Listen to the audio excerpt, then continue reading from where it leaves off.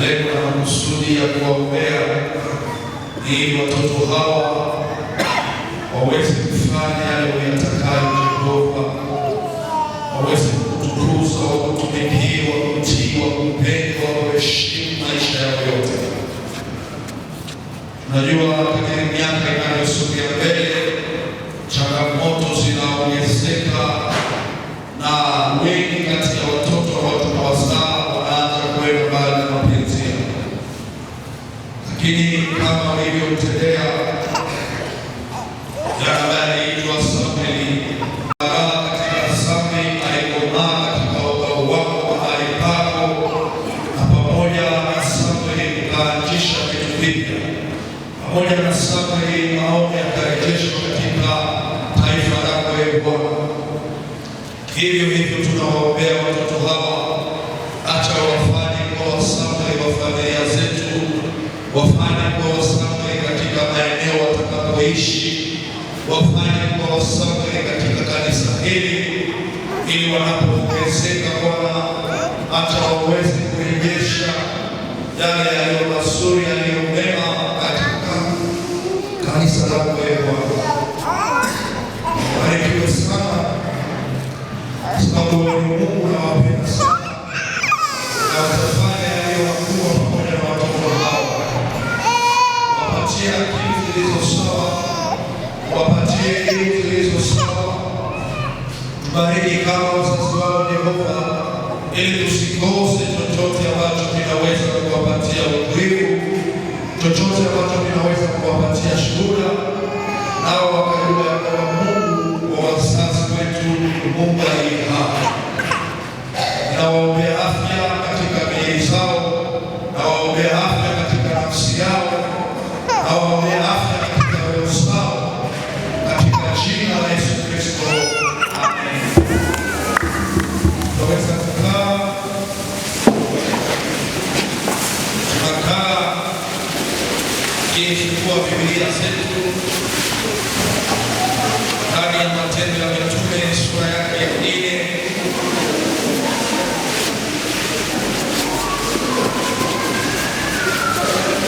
hadi 37.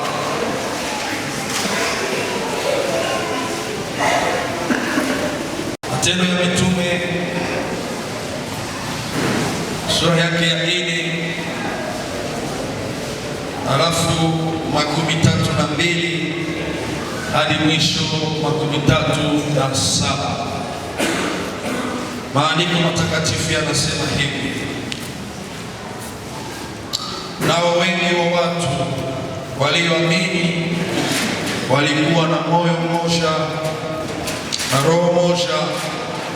Hakuna mmoja aliyesema ya kama vitu vyake vilikuwa mali zake mwenyewe, lakini walikuwa na vitu vyote kwa ushirika. Mitume walishuhudia ufufuo wa Bwana Yesu kwa nguvu nyingi. Neema kubwa ikakuwa juu yao wote, patikana katikati yao hata mtu mmoja aliyekosa kitu, kwa sababu wote waliokuwa na mashamba au nyumba waliziuza, wakaleta bei ya vitu vilivyouzwa, wakaiweka kwa miguu ya mitume. Bwana, amina. Ya furaha ama ya nguvu ya ushirika ya waamini, furaha ya ushirika wa hatua nyingine, nguvu ya ushirika ya waamini. Najua tunaenda tukieleza tangu Dimash mpaka siku hii ya leo. Somo yetu inasema juu ya mfuasi ama Mkristo na maisha ya kuvutia watu, maisha iliyo tofauti, maisha inayomtukuza Bwana, maisha inayoleta hamu ya watu wengine kumfuata Kristo, maisha inayoonyesha mabadiliko makubwa katika namna yetu ya kutembea pamoja na Bwana. Tena leo tumepewa somo ambayo inatoka ndani ya kitabu ambacho kinaeleza sana juu ya kanisa la kwanza, kitabu ambacho kinatuzungumzia namna gani kanisa la kwanza liliweza kutembea, namna gani kanisa la kwanza waliweza kuishi, namna gani kanisa la kwanza waliweza kutenda ili matendo yao mema yapate kumtukuza Bwana. Na kanisa, tukitaka kumwona Mungu akitukuzwa, tukitaka kumwona Mungu akitenda pamoja nasi, inatubidi sana tuwe na furaha wakati wote ushirika unapoonekana, ama tuweze kufanya juu chini ili ushirika wa waamini usije ukapotea, ili ushirika wa watu ambao wanasema wameokoka usije ukapotea. Sababu ushirika unapopotea, furaha inakosekana, nguvu inamalizika, alafu kanisa linakuwa telmafrashi, kiwango mahali ambapo hata mambo yaliyo madogo madogo ambayo inaweza kufanyika ndani ya kanisa wanaacha kushindwa. Na waambia kwa Wakristo wenzangu, hakuna masarau makubwa kama vile Mkristo kuwa na uhitaji alafu akaenda omba mpagani. Kuna masarau makubwa katika maisha sawa mtu ambaye anajiita naye Mungu anapokuwa na uhitaji anaenda kutafuta msaada kwa mtu asiyekuwa na Mungu. Kanisa tumeanza kuingia katika mazoezi yale. Ndiyo maana Wakristo wenzangu, ikiwezekana bora tuteseke pasipo kungojelea misaada kwa watu wasiomjua Mungu. Sielewi namna gani kanisa, mimi mchungaji wenu ninaweza kuwatembelea hapa na ibada inaisha, hamnipe neno ya kuwasalimia, lakini mtu wa serikali mpagani akifika hapa, hata kama ibada imekuwa ndefu, mtampa neno tu, sababu unavizia nini? Msaada. Ambia jirani yako, kataa msaada. Hii msaada, wale wapagani wameanza kumsahau sisi ndio na Mungu, sababu wanajua nikifika nitabadilisha programu ya ibada. Ikifika mbunge ama deputy ambaye anakuja alafu anashishote pale mzee mmoja aseme niko na envelope yenu, lakini mwache nipa, mtampa hayo au mtampa hayo. Hii ni aibu kubwa sana ambayo imeacha kanisa la jioni linaanza kupoteza nafasi. Amen, amen. Inaeleza juu ya nguvu ya ushirika. Ile ni matunda ya kukosa ushirika ndani ya kanisa. Ile ni matunda ya kupoteza nguvu ya ushirika ndani ya kanisa. Mimi kanisa nitakaloliongoza, hakuna mtu wa serikali nitakayempa neno sababu ya envelope. Nikimupa neno itakuwa kwa sababu nilimwalika kwa ajili ya security ya nchi, si kwa ajili ya pesa zake. Wanaookoka waseme amen. Unajua sisi ambao tunajiita Wakristo, tunapofika mahali walipo wao hawatupi nafasi ya kuongea. Namna gani wao wanakuja makanisani mwetu, tena wanatafuta ibada ya dimashi, wanakuja pertimbe program, na tunawaacha, tunaona kama ni kawaida. Hii siyo kawaida, waongozi wenzangu. Ni alama ya kuonesha kwamba kanisa tumeshindwa kazi. Wakristo, msifurahi wakati mnawaona waongozi wenu wanawafikisha wale watu hapa na wanawapa maneno ya kuongea hapa. Ni alama ya kuonesha kwamba mmeshindwa kazi. Hivi ndivyo mimi nahubiri. Kanisa la kwanza hawakutembea katika hali hii. Amen, amen. Hawakutembea katika namna sisi tunavyotembea. Na hii ndio imeacha Mungu wa kanisa la kwanza na Mungu wa kanisa la pili wanakuwa kama hawafanani. Watu wanasema Mungu wa Biblia ni mwingine na Mungu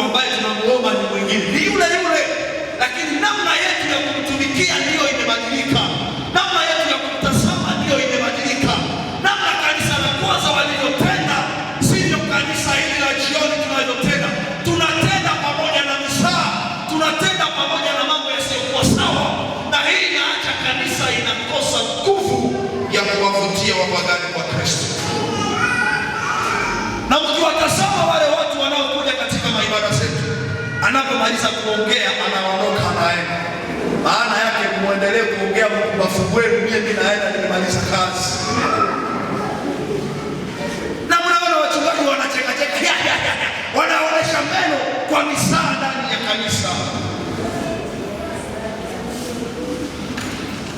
Tabia hizo hali kanisa linakufa. Tukiendelea na ile kuombea, sio mahali ambapo tunatafuta kufanya kitu, tunafanya deservitation na tunaziandikia wapa. Unajua mtu ni mpagani, lakini pale yake unaandika chini yake na unaenda na baba tunemuhimba na ukumbe pagani. Alafu mnapoenda na wasarau ninyi ambao mnasema tuliona.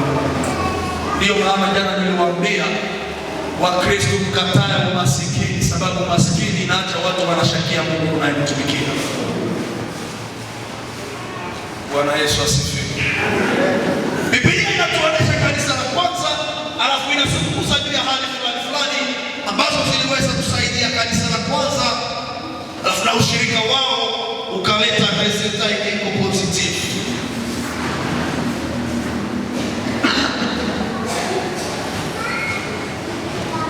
Biblia inasema hivi, walio na watoto tafadhali muweze kuwatuliza, waache kupita ndani ya ibada.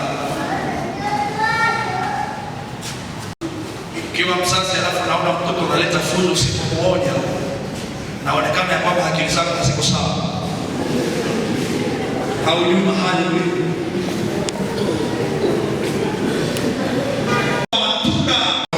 Tabia mbili ama hali mbili ambazo zilionekana katika kanisa la kwanza. Kanisa la kwanza ni kwamba wote walioingia katika ibada zao, Biblia inasema walikuwa na moyo la ame zao zilikuwa moja. Na wakati Biblia inasema juu ya moyo mmoja, ni katika moyo mahali ambapo maneno yanaondoka, ni katika moyo mahali ambapo mipangilio mikubwa zinaondoka. Sema moyo katika ulimwengu wa roho, ninaona renaissance ya mtu. Hawezi kuwa na renaissance iliyo sawa kama ndani ya moyo wako hakuna maneno yaliyo sawa. Bwana Yesu asifiwe. Siasa inatuambia mtu anachekwa na vitu vikubwa vitatu: mwili, nafsi na roho. Na chakula cha mwili ni maharagi, mikate, maziwa. Hii ni chakula cha mwili, lakini chakula cha nafsi ni neno. Alafu Biblia inapoeleza juu ya ushirika nia mmoja katika nafsi, katika moyo wao, ama Mfasiri ilisema maana yake maneno yote waliyosema haikuwa na contradiction. Kanisa la kwanza halikuwa contradiction. Petro alikuwa akisema, Yohana anaongea, wazee wanaongea, madiakoni wanaongea, wote waliongea kwa lugha moja. Nisikilize vizuri kanisa. Wakati Biblia ndani ya kitabu ya Matendo ya Mitume sura yake ya 4 verse yake ya 32 inasema walikuwa na nia moja ndani ya mioyo sawa.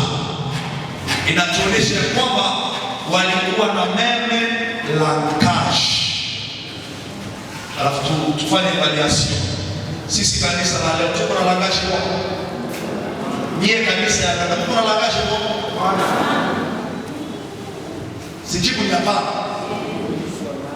Lakini tunapenda tuone resulta ya kanisa la kwanza ndani ya kanisa lenye haina nia. Mchungaji anakuwa na langage nyingine, wazee wanakuwa na langage nyingine, maji yanakuwa na langage, Qur'an na langage, Sura na langage.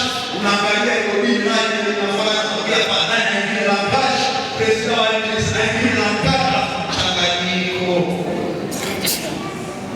Na hii inaona mvutio ya kanisa kwa watu waliombali, watu wanaotazama. Na waambia kwa hakikisho, wapagani wasiokuwa na Mungu kila mara wanatuangalia. Wakikataa kuona mabadiliko, wakikataa kuona Mungu ndani ya namna ya kuishi, alafu wanarahisisha kubakia bali.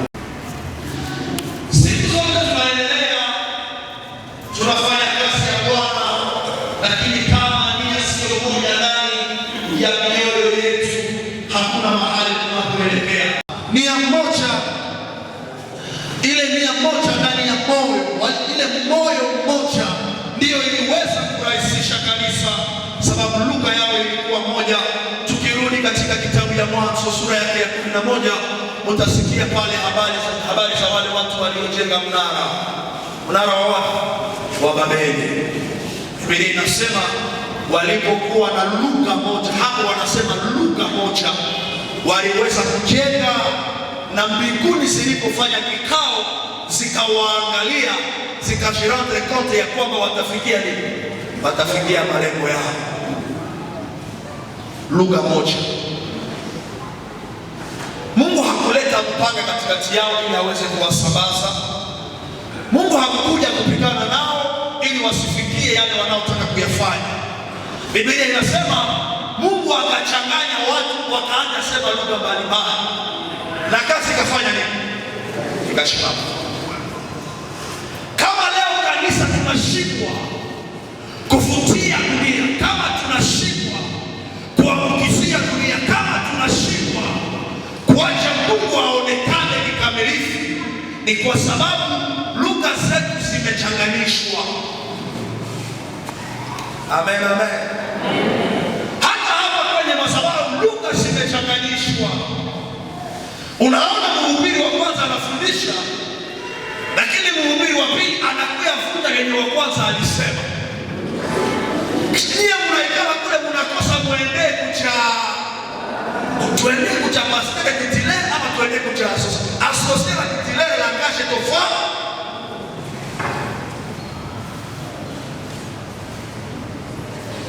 Munakuwa na semina ya kwanza inawafundisha hivi, semina ya pili inakuya inafuta ile semina ya kwanza. Unakuwa muhewa, unakosa kushimamia kucha watu, na hiyo problem yenye tuko nayo Msendeka. Tunafundisha vizuri, lakini tena tunachanga mafundisho, tukienda tunakontredire yale ambao wengine wamefundisha. Kitu ambacho kinaacha Eklezia Katoliki inakuwa kama iko na nguvu ni kwa sababu wanafundisha mafundisho, wanasema ngazi ya mbinguni ni Maria. Ukifika kote ngazi wa mbinguni ni nani? Mukristo wa Masereka, wa Kikatoliki, wa Butembo, wa Etats-Unis, wa Canada, wa France, wa anajua ngazi wa mbinguni ni nani?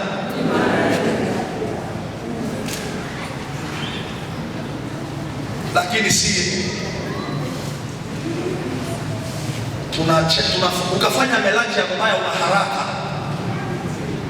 Ukimelange chakula mbaya una haraka. Kama hauhari unakufaka constipation. Tuko na Wakristo wenye wiko na madiare spirituel na wengine wiko na constipation spirituel. Na katika hali hakuna mahali ambapo kanisa linaenda. Bwana Yesu asifiwe. Kwanza walikuwa na moyo mmoja, maana yake nimesema walikuwa na lugha.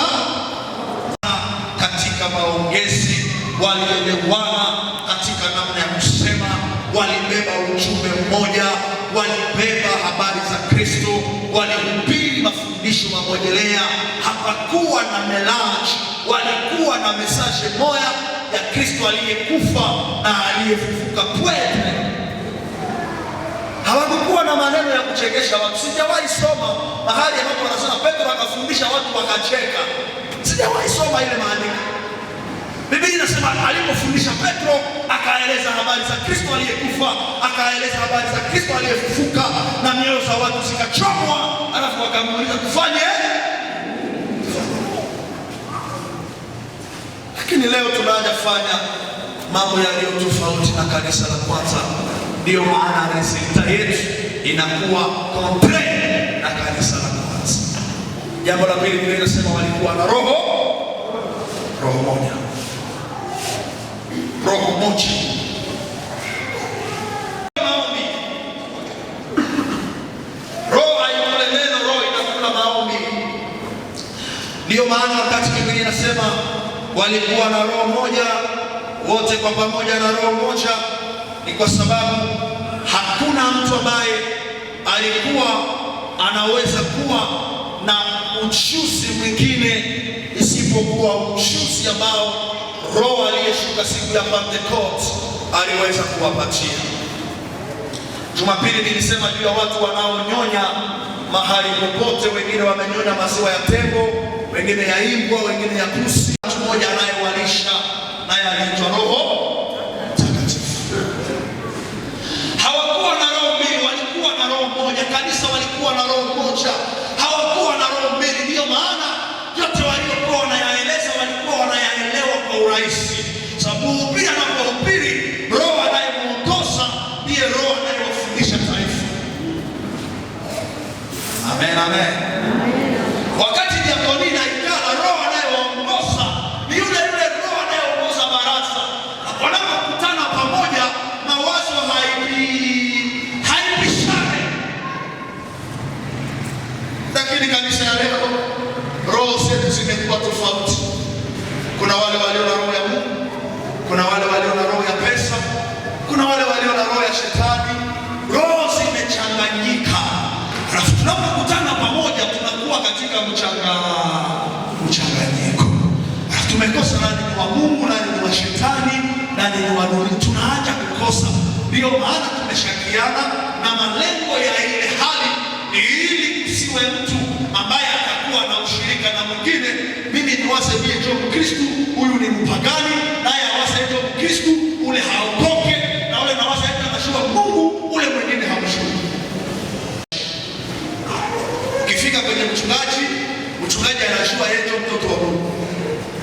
Kaka zake na Yesu. Nyote msioingia katika maombi ya siku ya ngapi? Hapa mnaomba siku ya ngapi? Mwenye hafikake kwa ile maombi, wale wa intercessor wanajua nyie wote mko wapagani. Hata mnakuja kibisa kwa meza ni basi wanasema wale wote ni wapagani. Hao ndio wanafanya nini? Hao ndio wanaokoka.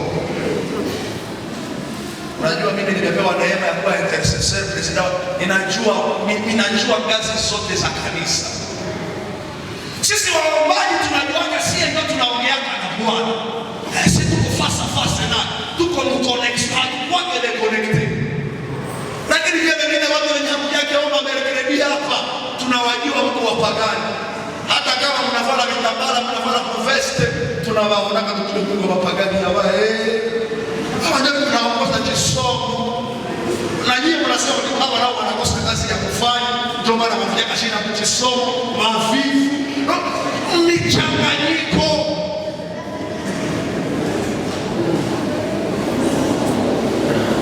Wakuomba ni wavivu, hawana kazi. Nao wanatuangalia hivi halipendi maombi, mpaka havina Mungu ndani ya maisha yao. Kanisa moja tunaingia, meza moja tunazunguka, tena moja tunakula, lakini roho zetu zimegawanyika. Nisaidie kuambia tu jirani, sitaki sirudie kwe. Usiwaze wewe ndio unaokoka wewe mbele. Na mimi shakaokoka. Namwambia mbona nishaka kusema kwa mimi.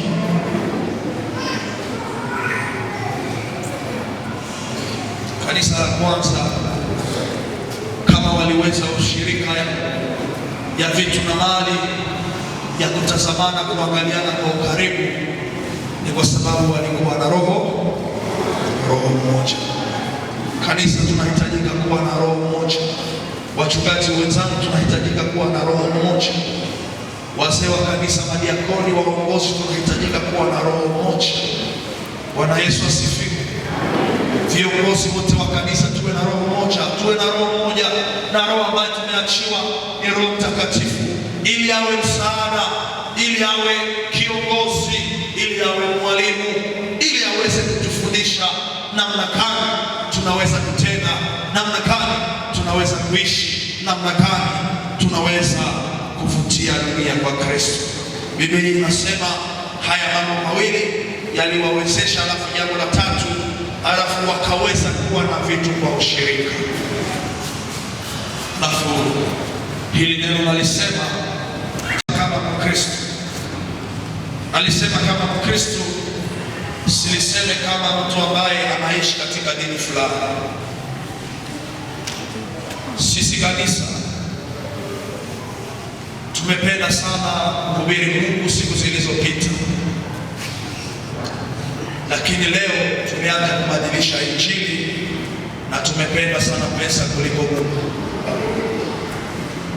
Na hii ni shida, ugonjwa mkubwa inayoshinda ugonjwa ya ukimwi. Kwa nini nasema vile? Mahali ambapo watu wamekuwa na moyo mmoja, ushirika wa roho, mali inaonekana. Alafu tunapoweka mkazo sana juu ya pesa, tunashindwa kuweka mkazo juu ya roho na moyo mmoja, hata ushirika wa mali hatutauweza. Mnifuate vizuri kanisa.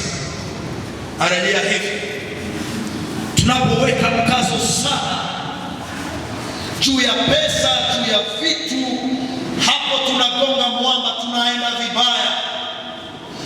Mahali pa kukasia ni kukasia ushirika wa moyo, ushirika wa roho, ili mali yetu kuiweka pamoja haitakuwa shida.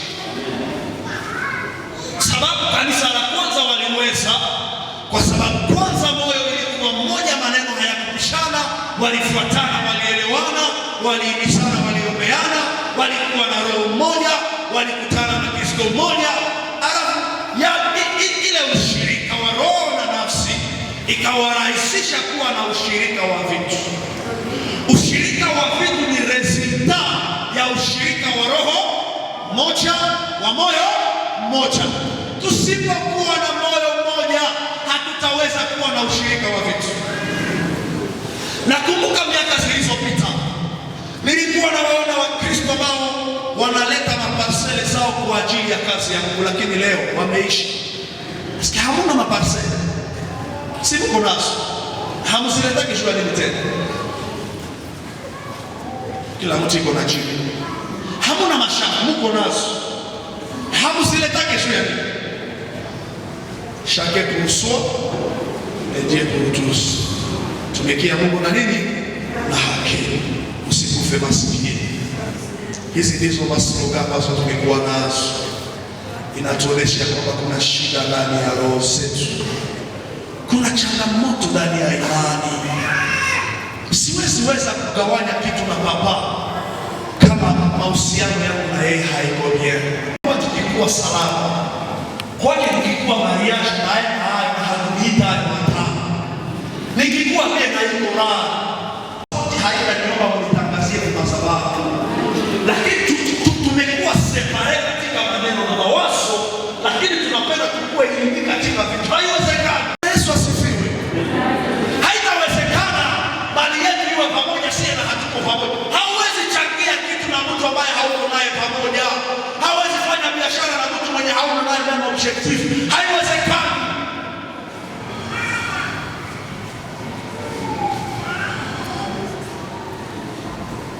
Sijawahi ona mahubiri waliohubiri kanisa la kwanza wakasema wende kusha mashamba. Hawakuhubiri hivyo. Walipokuwa katika ushirika, alafu ikakrea ndani yao affection kazi ya Bwana. Kila mmoja mahali alipo hakupenda kuona kazi ya Mungu ikichelewa.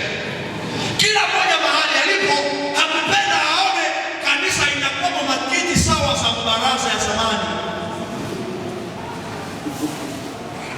Huko naona kwa naikana na mnasikuta alese juku shirika haiko hapo. Kwa watu wenye wanakomana kama wanasema hii terasi isha kutangazia hizi makiti hazistahili tena huko.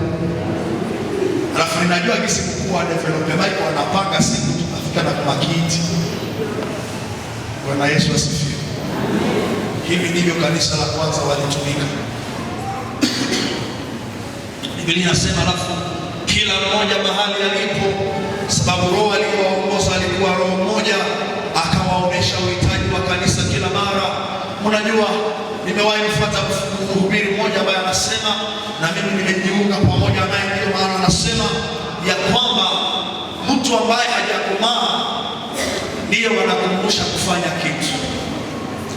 Hawa wazee na waona wazee wa miaka walio hapa, ukiwauliza termometri ya kujua mtu wa kuoa kama ilikuwa namna gani, termometer ya kuonesha kishi mtu amekuwa wa kuoa katika siku zilizopita. Hawakutazama miaka ya mtu.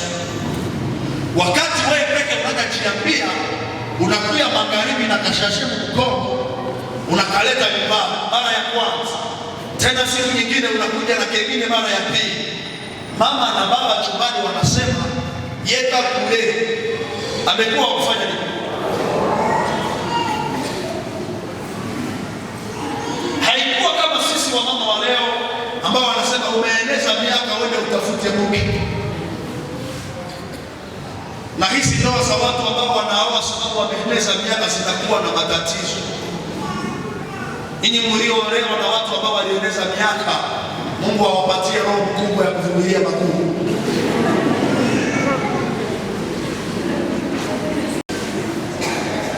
Kanisa kila mara tukiwa tunawakumbusha tufanye, maana yake mkikariki watoto wa kiroho hamujakomaa, vous êtes des immatures. Permettez-le. Kila mara tukiwa tunawakumbusha mugorobe. Sawa, huyu mama uko ndani. Uko ndani. Imagine kwa ile ajia. Kisha bila kukumbusha enda nawa. Hadi. Inaonyesha kisa yake haiko. Na utasema nishaka sala chindimbo. Hakili haiko. Mwangalie kabisa kitu kwa. Hakuna kitu kinafanyika bila matangazo na bila kuita mhubiri. Na kuuza kifagio cha kanisa hivyo bali ile Joshua akehubiri. Tuuze kifagio cha kufagia kanisa.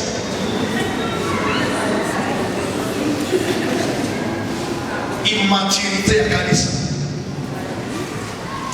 Nimewahi somea kanisa moja Goma, imenimarke sana. Hiyo kanisa hawaitake kuhubiri juu ya sadaka. Wanahubiri neno, alafu wamefikia maturity spiritual. Baki kujenga masomo ya kanisa. Mchungaji anashinda kitu masababu anasema basi tulipoikala Madridi tumepangilia ya kwamba bajeti ya masomo tunaianza siku ya kwanza. Alafu kila mmoja kadiri Mungu atakubariki pita kunako mtability. Hapana maenvelope. Anasema upite wapi? Nyetu kimatangazia vile mtafika mtability nini?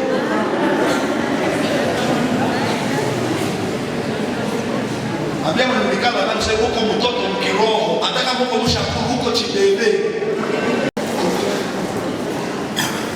Sasa nilifuatilia kwa ukaribu. Nikasema chunga niangalie kama watajenga kutangazo tu. Wale wanaojua kwamba mfike kunako washe de Alias wamejenga shule kubwa sana kwa tangazo tu. Sijawahi ona hapo kanisa.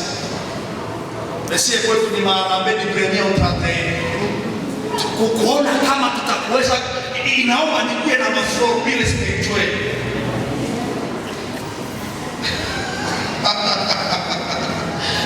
Na hivyo maisha mmeizoea. Inaomba nje kuambia mama naona roho ya kufa juu yako, halafu tuitoke utoe sekati. Mama anasikula mchila, mashauri roho ya kufa. Ninakudanganya mama, hakuna roho ya kufa. Nani mwenye niko nasema niko na roho ya kufa? Biblia inasema aliyezaliwa, aliye na siku ya kuzaliwa na siku ya kufa. Wakristo wenzangu, tujifunze kukomaa. Kukomaa yenu tutaidiwa ya kwamba tutaidiwa wakati mahali ambapo unaanza kufanya vitu kama watu wazima, kama watu ambao wamekomaa. Unakaa unaangalia kanisa lako, alafu unasema hapa pamehitajika kitu. Unakaa unaangalia wachungaji wako, unasema kwa wachungaji kumehitajika kitu. Unakaa unaangalia ukuta wenu, unasema hapa pamehitajika kitu. Unafanya tena. Anaonifuata wapunge mkono na waseme Bwana Yesu asifiwe. Na hii itaturahisisha kuendelea na injili. Biblia inasema walipouza mashamba zao, wakauza manyumba zao, alafu wakaleta pesa kwenye miguu ya mitume, alafu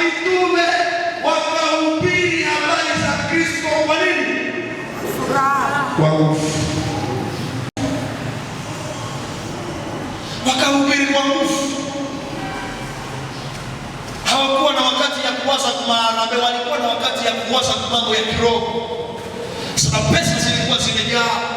Imagine sio wote hapa hapa anauzisha parcel yake na mwingine wakamdora kauzisha na wamenitereza na yuzisha na wasipere na wakoti na wanini kila mtu anauzisha, alafu tunatia kwa pamoja. Unawaza hii kanisa na haida hapa kwa Mungu.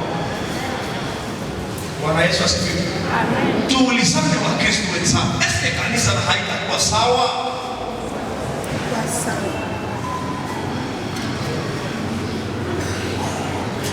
Kikapose kidogo nasema kitu ambacho sipendi yende kwenye mtandao. Kufanya yale mambo yote.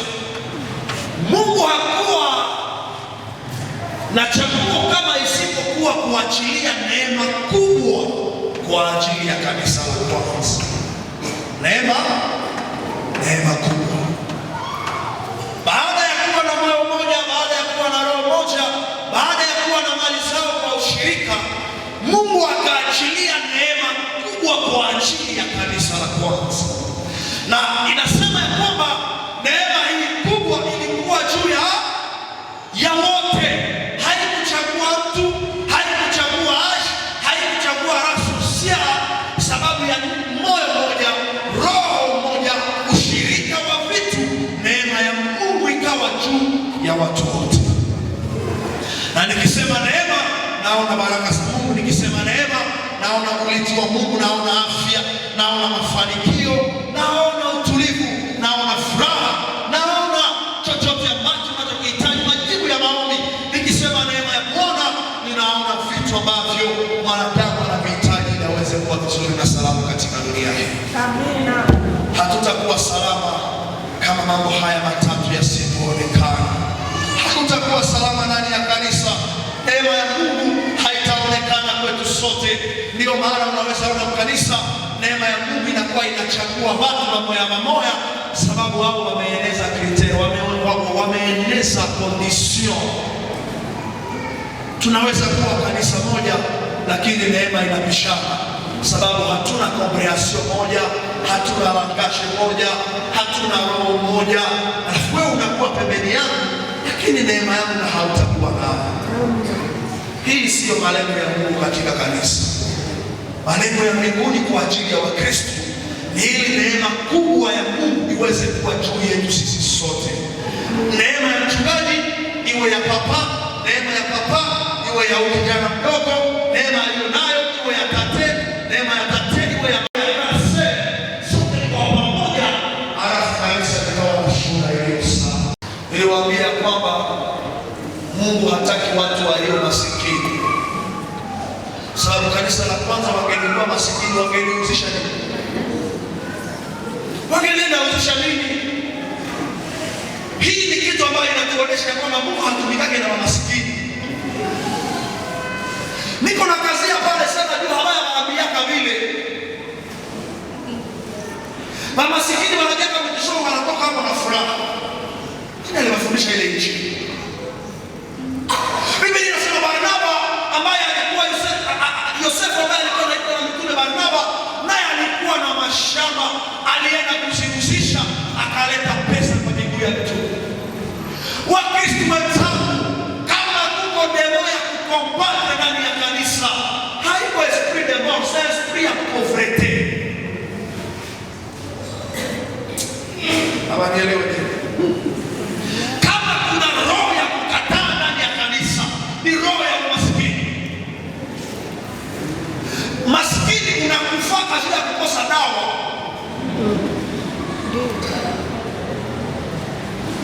Maskini unaweza kufa kwa akili, unakufa mapema, ama watoto wako wanakufa bila walikosa chakula. Ndio maana kanisa tukimfuata Yesu tuwe pia na maombi ya kumwambia Bwana uturahisishe kuwa na mali ya dunia. Msirizike na maisha ya ukosefu. Hiyo injili ambayo tumetangaziwa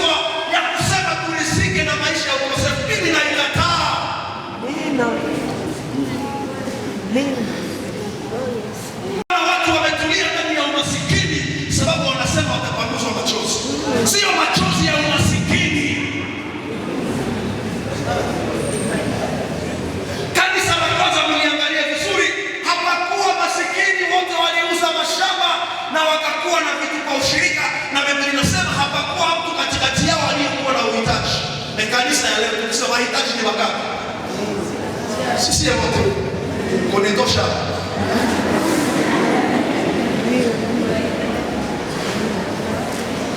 Wakristo wenzangu, Mungu wetu amekuja amekufa juu ya msalaba ili asamehe dhambi zetu.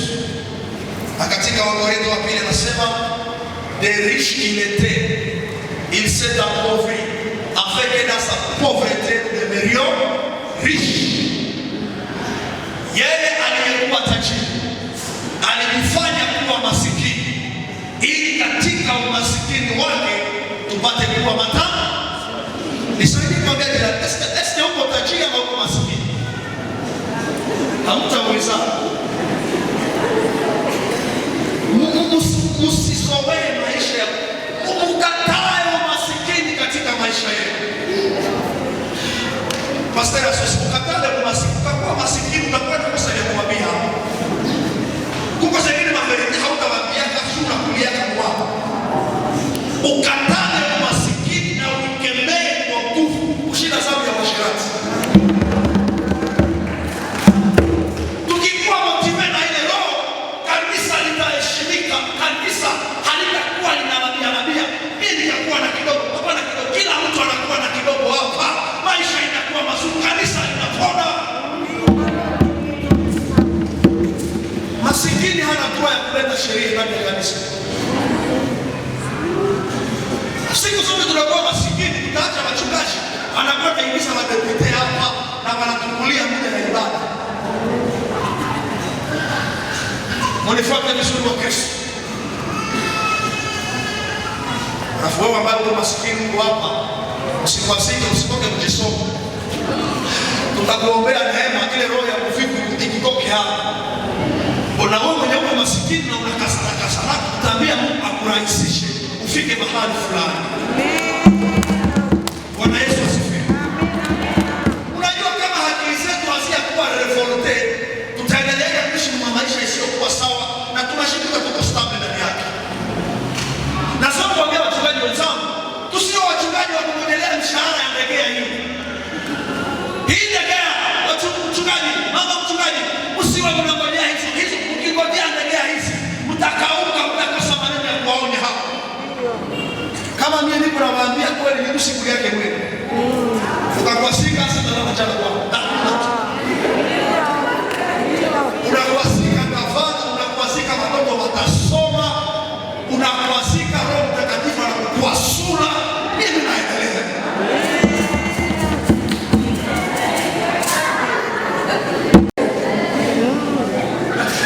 Bwana Yesu asifiwe.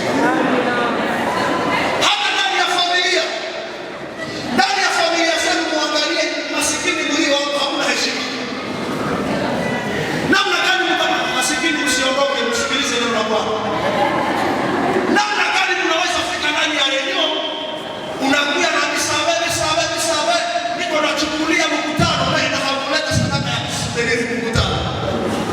Yale maombi hayafiki mbinguni. Maombi ndio salama, unaniombea na unasema basi pole sana baba, tulisikia ulipatwa na shida, basi Bwana akufariji. Utaona kama unauza matuburu hapo. Ile ndio faraja.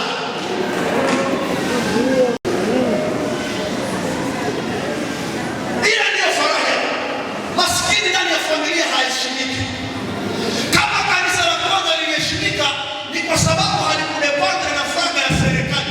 Wao walijitoshelea pamoja na Mungu. Aliwabariki, aliwainua, aliwapa mavazi, aliwapa chakula, aliwapa pesa na injili ikaenda salama. Amen. Namna gani mnaweza fika mrenio? Mnafika maofense. Kisha mnasikia mnasema abantu si bari bahika. Rome ni uko mamiti uko mapupe. Na unaona ikana paka na shikuta Alex. Amureni kaka keze unakuya na 14 trans. Baina sasa na abantu si bari. Na unasema kwa Kristo wewe hauna Mungu, kwa mpagani wewe hauna Bwana. Hawa ndio Wakristo ambao tunaishi nao na wanazikuta stable. Yale maneno hayo